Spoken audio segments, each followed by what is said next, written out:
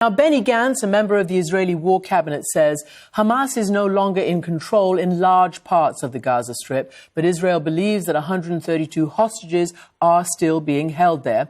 Joining me from Tel Aviv now is Mark, senior advisor to the Israeli Prime Minister. Mark, welcome back to the program. Thank you for having me. So can I ask you first about what Dr. Harrington told me? This dovetails with what so many in the international community have been saying. And I just want to ask you, all your friends here in the US, everywhere, say, of course, Israel had to go on the offensive against the terror that was committed on October 7th. But that it turns out the longer it goes on, it's not being done right. So I guess I want to know from you, how long can a democracy, you call yourself a moral democracy, continue to watch this that's unfolding in Gaza right now, the children, the women? I mean, we've just had a discussion about the crisis in the Gaza health system. And the obvious question has to be asked, why is there a crisis in the Gaza health system? Israel didn't want it.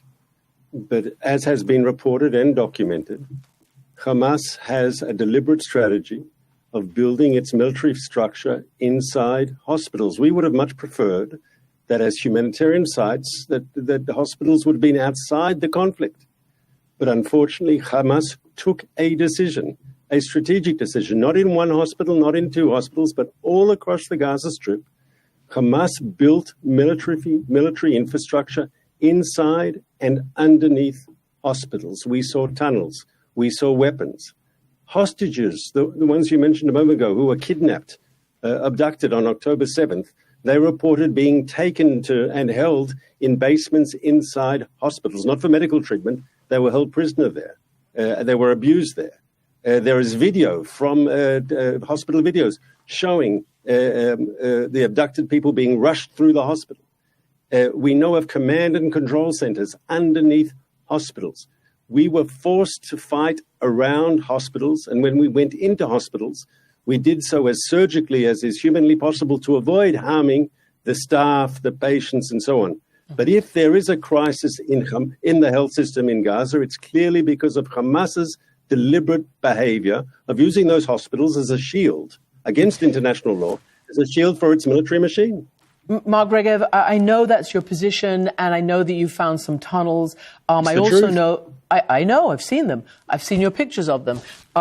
We have seen also many investigations by Western media organizations that haven't actually yet connected a hospital room to a command center or to a connection with a tunnel. However, that is your position.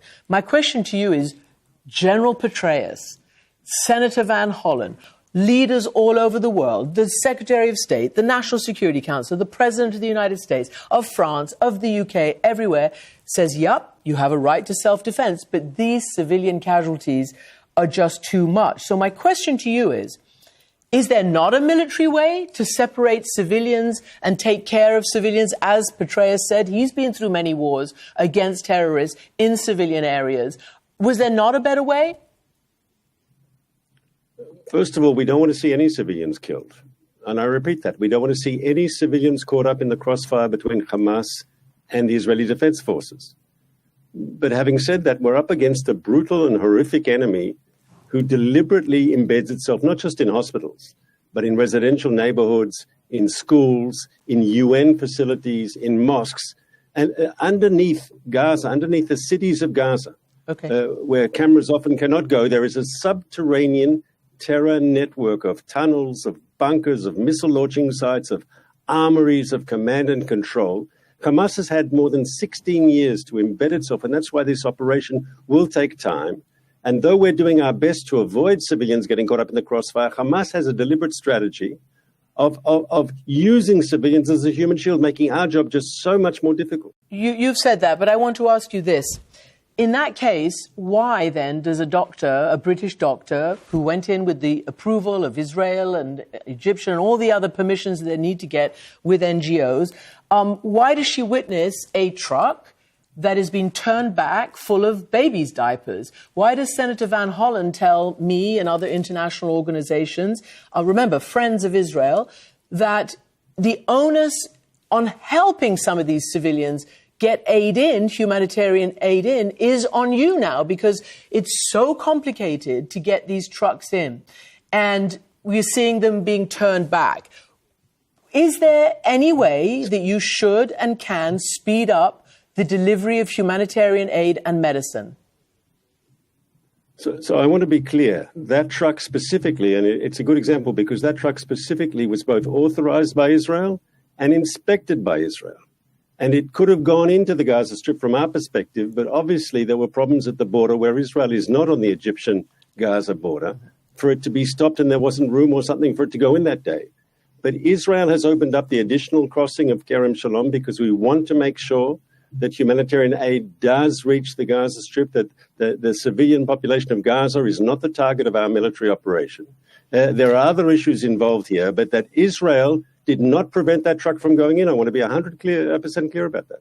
And yet the senator says that, I'm talking about the borders on the Israel-Gaza border, that it's way too slow, and that it's on you, because you control that, to actually speed it up. Also, we know from the UN that there are famine and pre-famine conditions stalking Gaza.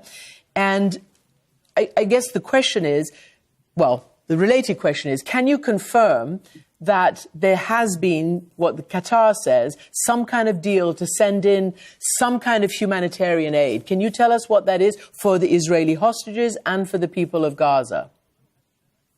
So first of all, I want to be clear.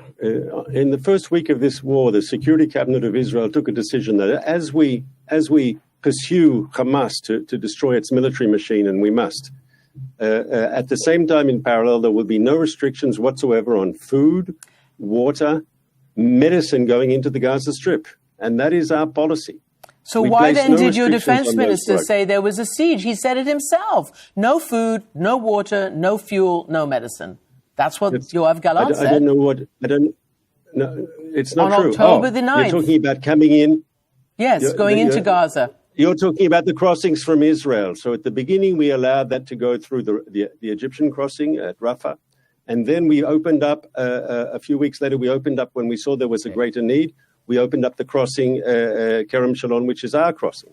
But you have to understand, following the October 7th massacre, the feeling in Israel was, the crossings were attacked by the Hamas terrorists. They were blown up. The whole idea that they just attacked us and we have to have business as usual with Gaza, that, of course, was difficult. In the end, we took a decision to open up the Israeli crossing because we wanted, and now we understand, to be frank, that what we are willing to inspect and send in, we could receive much more today from the international community to send into Gaza than we are capable of dealing with. If there's a holdup, it's not because of Israel.